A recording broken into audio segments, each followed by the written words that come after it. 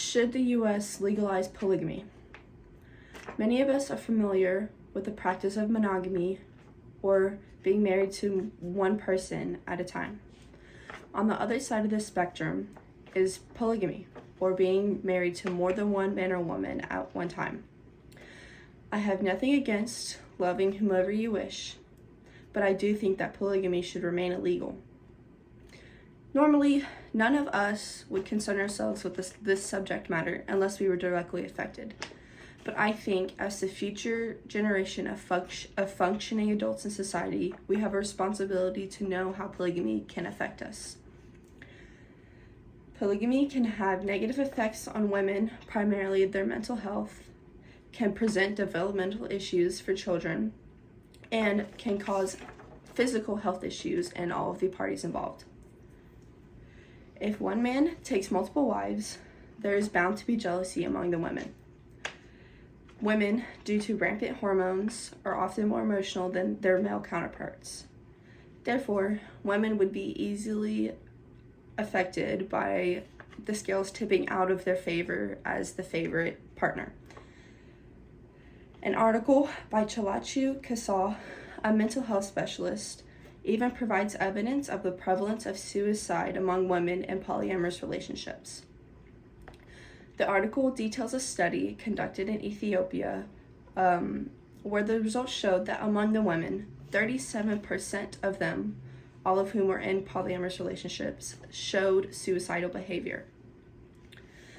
And as a side note, the article also noted that the suicidal behavior of the mothers among the women of whom were mothers also directly affected their children. Now, as someone who eventually wants my own children one day, I would never want my children to bear witness to the emotional damage that being in a polyamorous relationship can cause. Moreover, there is further evidence of the harmful effects polygamy has on children. If you are not aware, polygamy, or taking more than one wife, is a common practice in the Mormon Church. There was even a popular television show called Sister Wives that ran for 16 seasons, in which the members of the family were members of the Church of the Latter-day Saints. Several years ago in Texas, 416 children were removed from a Mormon compound after authorities received a phone call of claiming mental and sexual and physical abuse to the children. An article by Pete Veer contains eyewitness accounts from two women raised in a polyamorous Mormon household. The sisters were severely beaten and otherwise abused as children. One of the sisters, named Raina, was even forced to marry her stepbrother. And now imagine growing up this way. One day he's your brother and one day he's your husband. When you do, imagine, it's not hard to see the negative effect it can have on you as a child. Even so, leaving such communities can also permit traumatic stress. In the article, their sister Raina also says that when young children leave these communities, they often do not know how to be a productive member of a normal society due to all of the mental and physical abuse they have endured. Therefore, my issue is nothing to do with the Mormon religion, but everything to do with the practice of polygamy. Now finally, polygamy can cause physical harm. One way is through unintended pregnancy. We have many forms of birth control, but that is still no guarantee. According to the Planned Parenthood website, the contraceptive pill is 99% effective when used perfectly. And since we are all human and we make mistakes, the pill is actually only 91% effective.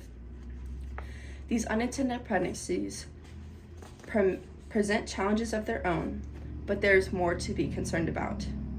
An article by Alexandra Polsky says that women who have become pregnant in polyamorous relationships are 18% more likely to experience adverse birth effects. Her research was conducted in partnership with the Department of Health, as well as the Department of Obstetrics and Gynecology. Now, those mental health issues I mentioned earlier, those can also have a direct effect on an unborn baby.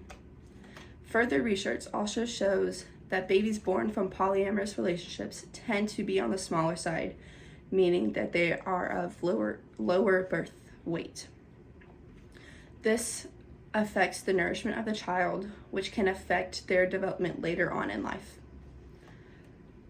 Furthermore, members of polyamorous relationships tend to be more sexually active than those in monogamous ones. And since that is a basic fundamental principle of being in a polygamous relationship, it's kind of hard to avoid.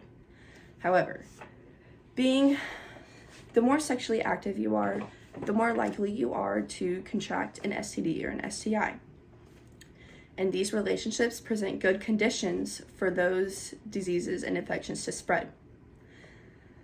As Ben Ashby and his research partner note in their article, which was published in a medical research journal, the spread of such infections is completely dependent on the density of the host population. Simply put, the more partners one person has, the more likely they are to spread a harmful pathogen. And since having more than one partner is, required for this relationship, they are putting themselves at more risk than other people. In my opinion, the harmful effects on women, the developmental issues presented for children, and the harmful health issues polygamy can present is just simply not worth the risk. It might seem like a fun thing to try while you're young, but it is not a lifestyle suited for long-term management. This has nothing to do with religion or being against loving whom you wish, but if we wish to do what is best for our children and the future generations, we will fight to keep polygamy legal. Thank you.